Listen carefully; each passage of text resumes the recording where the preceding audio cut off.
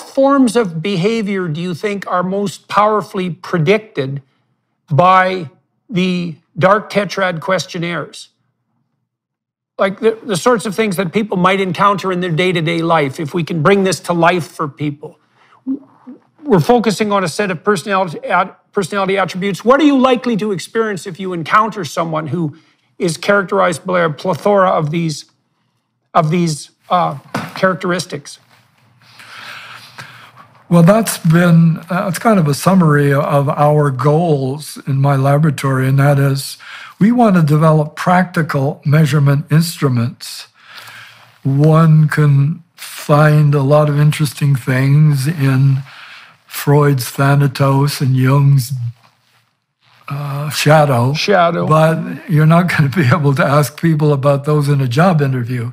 So what we want are measures that can be applied to ordinary people, whether they're job selection, you want certain kinds of people, and sometimes you want a little bit of the dark side, sometimes not. Even in these romantic websites where you're pairing up people, you want to know a little bit about the potential partners. The dark side is starting to prove useful there.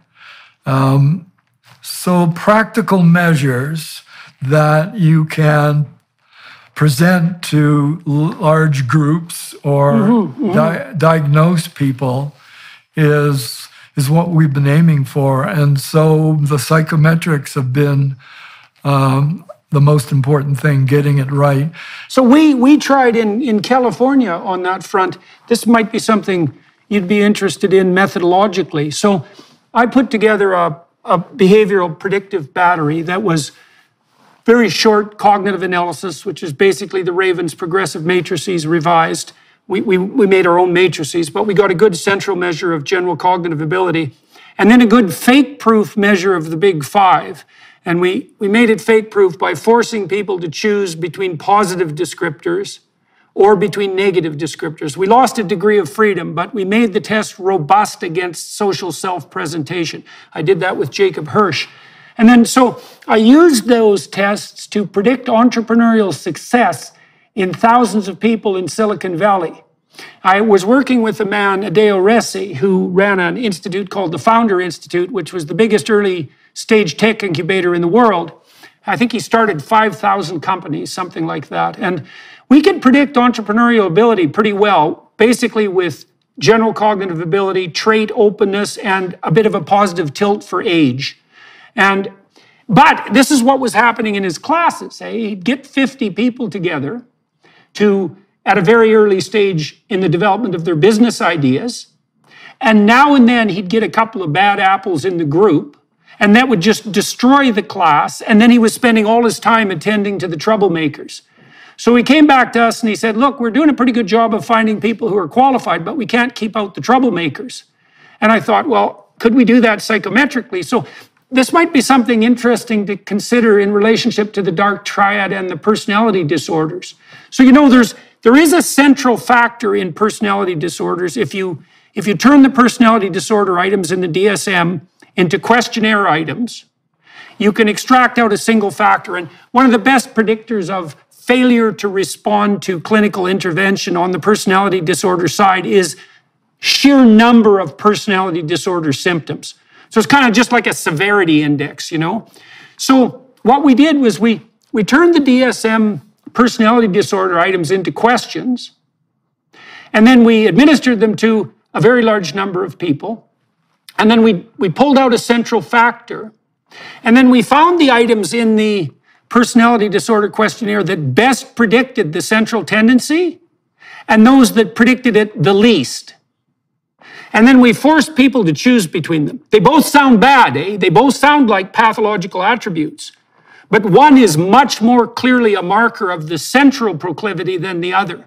And then we did the same thing with Wink's narcissism scale.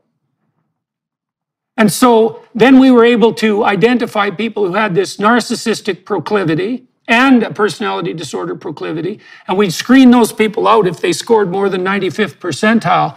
And that cut the incidence of troublemaking in the classes dramatically. So the reason I'm bringing this up is because it'd be very interesting to see, and maybe you guys have already done this, and so this is also a question on that front, is like a lot of the personality disorder symptoms look to me like they're manifestations of the more severe end of the dark tetrad traits. And it would be lovely to see this psychometric enterprise enter the domain of psychopathological prediction, and maybe the doorway through that is the honesty, humility dimension, differentiated out into the more antisocial pathologies in the manner that you've done it. It sounds like that's an interesting bridge into the technically clinical world. Well, that's been a dynamic in the development of our understanding of the link between normal and clinical traits. I don't want to step on the toes of clinicians, but I understand the movement toward trying to make all clinical disorders dimensional.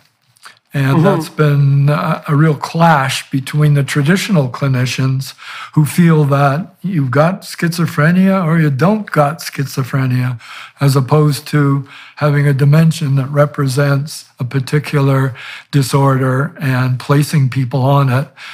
And so I understand why some clinicians who are have a psychometric proclivity are a little bit offended at me trying to come up with labels that sound like clinical disorders but aren't really, because all of the people I study are doing okay. And you alluded to this earlier, but there's very little maladjustment among any of those 4 dark personalities. You can't get them to correlate very strongly with, especially with general neuroticism or feeling of distress. They're not distressed. Whether they're high or low, there's very little relation there.